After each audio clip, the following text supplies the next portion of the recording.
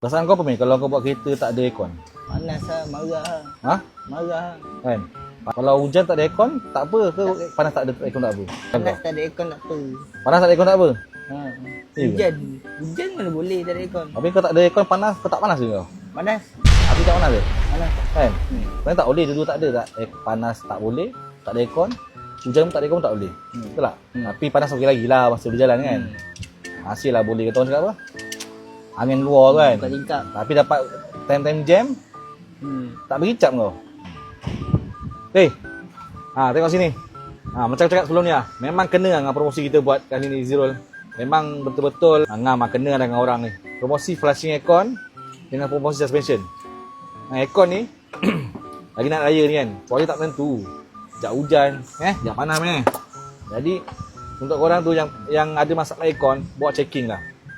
Sebab aircon ni banyak dia punya punca masalah dia. Kadang sumbat, kadang bocor. Apa lagi meh? Sistem hitam. Sistem hitam. Sistem hitam tak sejuk lah. Mana tak sejuk lah sistem hitam. Dan baik tu kalau ada contoh korang masalah aircon bocor, korang top up gas kan. So ada isu. Tu benda tu yang boleh menyebabkan kenapa sistem hitam bila korang just top up gas saja. Bila bocor tu dia akan teruskan dengan gas, dengan minyak kompresor. So bila korang top up gas je, minyak kompresor korang tak top up, itu jadi sistem hitam. So kalau ada masalah bocoran ke, korang kena detect mana bocor-bocor. So ada satu kereta di mana kondisi semalam. Okey, contoh macam ni masalah pada kompresor. Memang dia punya pressure tu memang out lah. Tukar kompresor dengan tukar block valve. So block valve sumbat.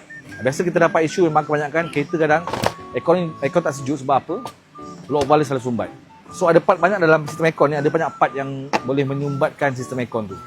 Macam block valve, kondenser. So korang kena tengok lah, kena check. So untuk model ni kita tukar kompresor sebiji. Sebab dia dah loose compress. Dia tak ada, bila masuk dalam meter, dalam mesin tu dia beritahu dia punya compress dah tak ada.